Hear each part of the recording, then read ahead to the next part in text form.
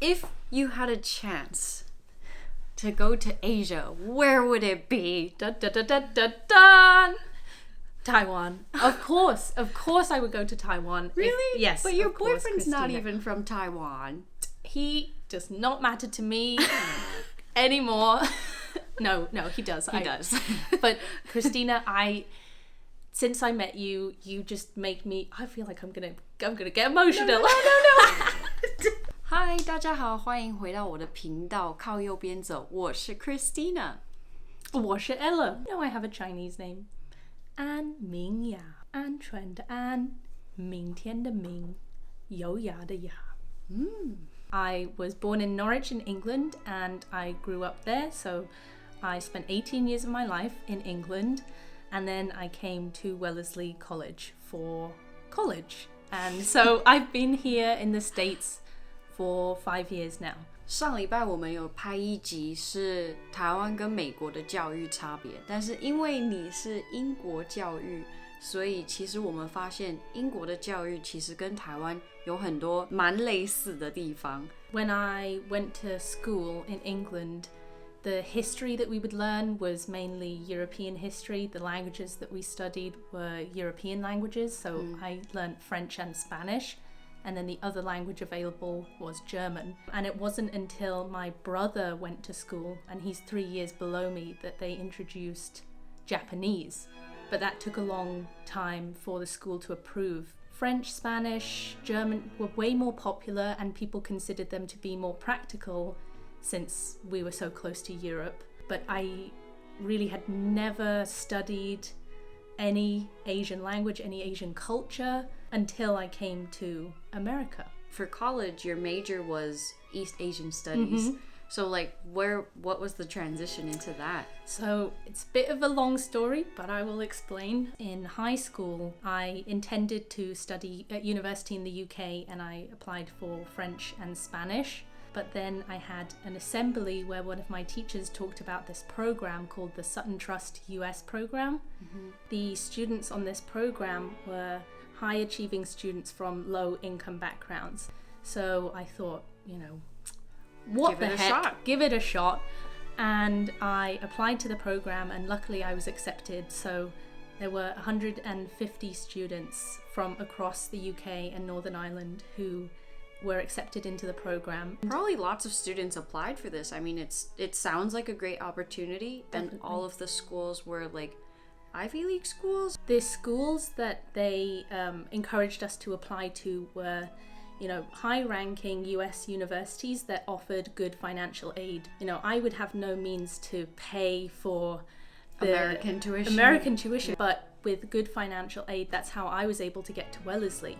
So the schools typically gave good amounts of financial aid to international students, which is something that not all schools do. Like, for example, UMass Boston. So Raymond and Timo live in Massachusetts, so that makes their tuition slightly cheaper. But for me as an international student, it would be harder. Probably 3 times. Yeah, and even you had experience with that when you applied. I did. So when I applied to come back here, because I originally wanted to do that after I graduated from high school in Taiwan, I called up some of the schools here and asked, I have a US citizenship. Do I need to apply as an international student? And they said, no, just have your grades translated and you'll be fine. I was like, okay.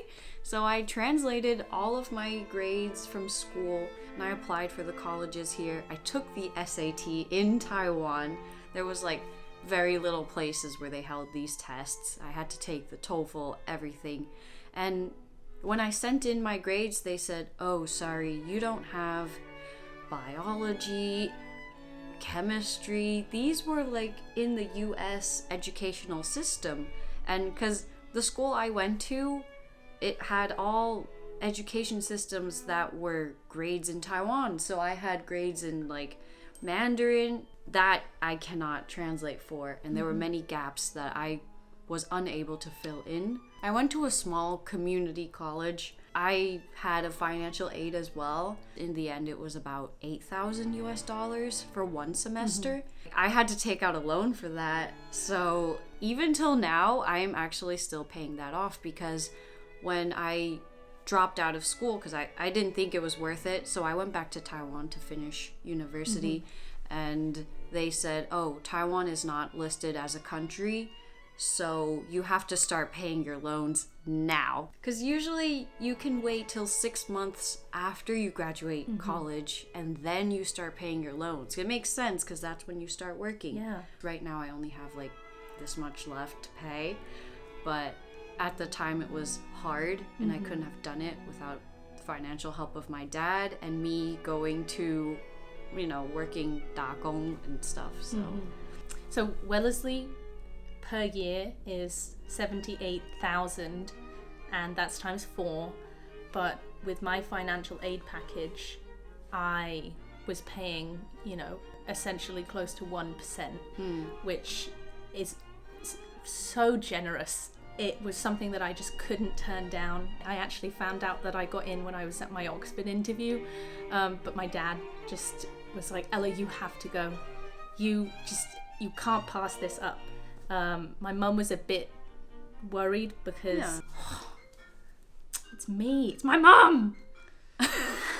Mother Jan, I'm filming right now. Oh, you're doing your puzzle. I've started it, thank you. Oh, you were okay. We were just talking about we you were in the video. Oh, hello to whoever's listening. Okay, I gotta go. I love you. Okay, love you. Love you. Bye. Bye. For all of the experience and the skills, the knowledge, the things that I've learned coming here, I'm so glad that they supported me and helped pay for me to come to Wellesley, because it was a life-changing experience. If you'd have asked me 5 years ago where would I see myself, I would have said, you know, maybe I'll be working in France. Like, I thought I would be in the sort of European, like French, Spanish. That's where I saw myself, because that's what I'd been studying for like 8 years. Yeah.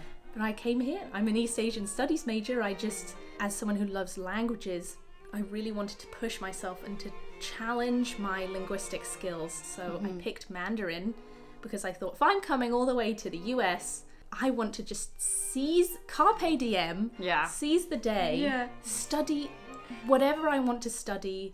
I just fell in love with the East Asian Studies department, so I majored in it. I think I really just was fascinated by the culture of East Asia especially. It has really changed my worldviews, which I think were really Eurocentric. And the world is so much bigger than just my tiny little island. 卫斯理 And 卫斯理 and yeah, they sound so similar, so often people get confused. mixed up. Actually, 卫斯理也是宋美龄去毕业的学校. She was studying in 卫斯理安, but she came up to Massachusetts so she could be closer to her brother who was going to Harvard at the time. And she graduated from Wellesley. It's a historically women's college. That's the term that is used nowadays. Wellesley has quite a few famous alumni, including Hillary Clinton, I think was a big one. Madeleine Albright, the Secretary of State who actually passed away a few days ago. Nora Ephron, Yes, the director of Lost in Seattle. Sleepless in Seattle.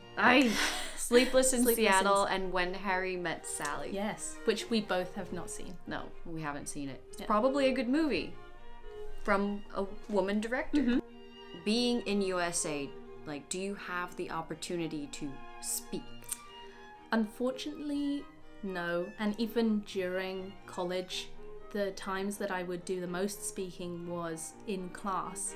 But then I'm using language that you wouldn't really use to talk to your friends, to have casual conversation. So I've never really been in an environment where I'm forced to use my speaking skills and where I don't have the safety net. Like, even when I speak to you or speak to Raymond, I can fall back. Oh, you know, I don't know that word. I'll use the English word. Yeah. So my speaking skills are lacking in comparison with my reading and my listening. It makes sense. Like, even in Taiwan, I know a bunch of students that were in my class and they would have really good English testing scores. However, like, being able to speak is like a whole different level of experience. So I really would like to be able to practice my speaking skills more. My boyfriend speaks Cantonese as well as Mandarin, and he just has this ability to detect even more tones than there are in Mandarin. To me, tones like it was so new for me as a native English speaker, and it's something that will come with practice, but it's something that I have to just really force myself to do, because otherwise there is no magic. No one can just be like, boop, you are bilingual. As a bilingual, not just understanding the language, but also if you really want to talk to someone on a level where you feel like we have a good understanding of each other, because I know what culture you're in, I know what background we're in, I know the things that we go through. It does take a lot of time, and at first you probably won't catch up to the other students in class. Like, their language skills are going to be better than yours. And growing up bilingual, you go slower than the average student. I was in ESL, English as a second language, even in America when I studied here in elementary school. And when I went to Taiwan, I had to stay after class for extra 补习班 cram school, because my language abilities was just not up there. Even to this day, I do have to spend time like refreshing words in English, in Chinese. If you had a chance to go to Asia, where would it be? Dun, dun, dun, dun, dun, dun. Taiwan. Of course I would go to Taiwan. Really? Yes. But your of course, boyfriend's not Christina. even from Taiwan. He does not matter to me anymore. No, he does. He does. But Christina, since I met you, you just make me, I feel like I'm gonna get emotional. No.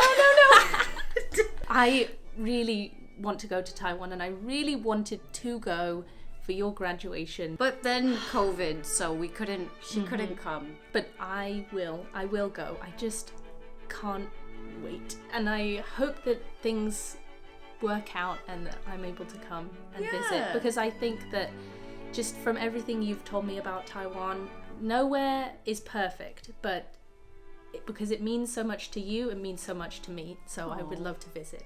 I feel like giving you a Always shook the cam. 如果大家喜欢了今天这一支影片的话，可以在下面留言告诉我们，然后再记得帮我们按赞、订阅还有分享。我们就下礼拜再见，再见，拜拜。